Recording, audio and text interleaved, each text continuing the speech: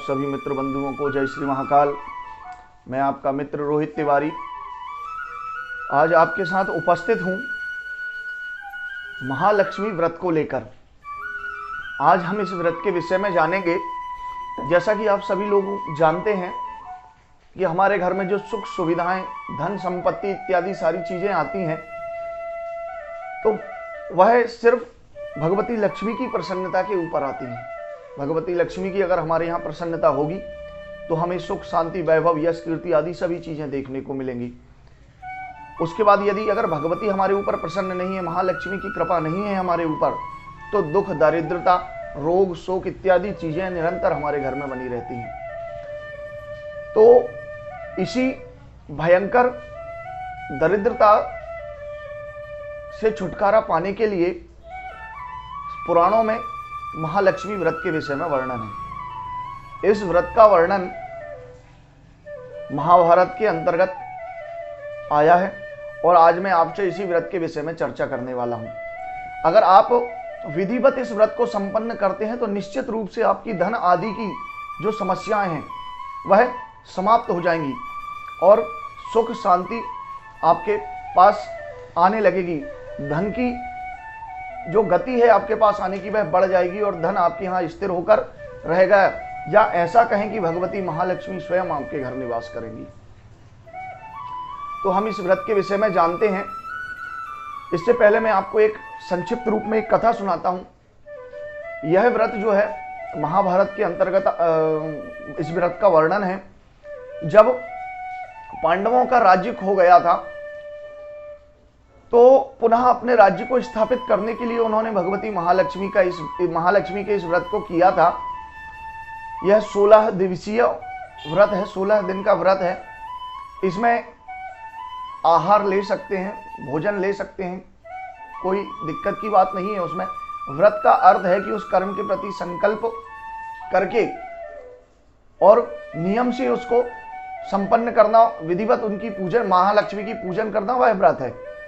तो इस संबंध में महाभारत पुराण के अंतर्गत कहा गया है कि गांधारी और कुंती ने दोनों ने इस व्रत को विधिवत संपन्न किया, प्रारंभ किया, परंतु व्रत के पूर्णता के दिन, जिस दिन व्रत को संपन्न किया जाता है, उस दिन तक रानी गांधारी और माता कुंती में कुछ द्वेष भाव हो गया। तो गांधारी ने माता को पूजन के लिए नहीं बुलाया, तो माता बहुत दुखी हुई और उन्होंने अपने पुत्र से इस संबंध में चर्चा की।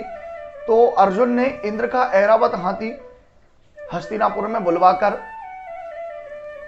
और महाराज धौम्य पुरोहित द्वारा स्वर्ण की प्रतिमा ऐरावत के ऊपर स्थापित करके विधि पूर्वक महालक्ष्मी के व्रत को संपन्न किया। तो यह जो व्रत है यह भाद्रपद मास की शुक्ल पक्ष की अष्टमी से आश्विन कुंवार के महीने की कृष्ण पक्ष की अष्टमी तक 16 दिन में संपन्न किया जाता है। इस बार यह व्रत 26 अगस्त से प्रारंभ होकर 10 सितंबर को संपन्न होगा। तो आप इस व्रत को नियम से करें और निश्चित रूप से 100% इस व्रत के करने से आपको लाभ होगा और भगवती लक्ष्मी की बहुत कृपा होगी आपके यहाँ पर। तो हम इस व्रत की विधि के विषय में जान लेते हैं। आपको व्रत के प्रारंभ के दिन किसी नदी या जलाशय में स्नान करना है। अगर ऐसा ना हो सके तो अपने घर में ही जल में सभी तीर्थों का आवाहन करके गंगा जल इत्यादि पंचगव्य आदि, हो सके तो पंचगव्य आदि मिश्रित करके स्नान करें और स्नान करने के पश्चात महालक्ष्मी की मूर्ति स्थापित करें, उनका विधिवत पूजन करें और पूजन करने के बाद एक 16 धागे लेने हैं और उन 16 धागों को एक साथ करना है। मतलब एक धागे को 16 गुणित करना है और 16 गुणित करने के बाद आपकी नित्य पूजन करने के बाद उस धागे में एक गठान लगानी है आपको। ऐसे आप जब इस व्रत को संपन्न करेंगे तो 16वें दिन इस धागे में 16 गठान लगेंगी, जो स्पष्ट 16 गठान दिखेंगी। धागे को 16 गुणित करना है 16 लेयर हों उसकी। और उसके बाद प्रतिदिन पूजन के बाद एक गांठ लगानी है आपको उसमें, यह क्रम आपको करना है। उसके साथ ही भगवती महालक्ष्मी के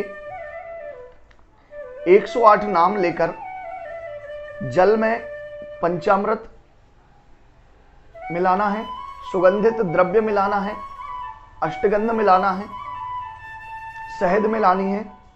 इन चीजों को मिलाकर जल के छोटे से पात्र में और माता जी का तर्पण करना है। महालक्ष्मी की प्रतिमा के ऊपर उनके अष्टोत्तर शत जो 108 नाम होते हैं, उन नाम से एक बार जो है पदांत में नमः लगाकर, या नमः की जगह, क्षमा चाहूंगा, नमः की जगह तर्पयामी, तर्पयामी आपको प्रयोग करना है। तर्पयामी प्रयोग करना है आपको, और तर्पयामी प्रयोग करके माता जी का आपको विधिवत तर्पण करना है। और तर्पण करने के बाद जो दूर्वा रहेगी उसको माता जी को चढ़ा देना है। और संभव हो सके तो नित्य मालपुए का भोग लगाना है। भगवती महालक्ष्मी मालपुए के नैवेद्य से अत्यधिक प्रसन्न होती हैं, तो मालपुए का नैवेद्य लगाना है। ना हो तो आप हलवे का भी भोग लगा सकते हैं, आटे के हलवे का भी भोग लगा सकते हैं। उसके बाद आपको इसी क्रम से 16 दिन तक इस व्रत को करना है।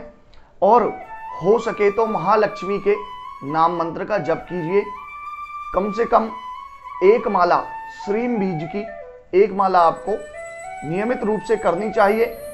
और अगर आपके पास समय है तो श्रीम बीज की 27 माला आपको प्रतिदिन करनी चाहिए 16 दिन तक। इस प्रकार जब आप इस व्रत को करेंगे तो निश्चित रूप से कुछ ही दिन में आपके ऊपर भगवती महालक्ष्मी की बहुत कृपा होगी। आपके घर में धन धान्य की वृद्धि होगी, सुख शांति वैभव यश कीर्ति सब कुछ आपको प्राप्त होने लगेगा। और आपके घर में जो दरिद्रता है, जो ज्येष्ठा लक्ष्मी है, जो आपके घर में रोग शोक दुख भय और आपका विनाश लेकर आती है, वह आपके यहां से चली जाएगी। और जो गज लक्ष्मी होती है, जो सुख शांति वैभव यश कीर्ति धन धान्य इत्यादि प्रदान करती है, वह लक्ष्मी सदा आपके घर में निवास करेगी, स्थिर होकर रहेगी और चिरकाल तक, आपकी कई पीढ़ियों तक आपके यहाँ पर निवास करेगी।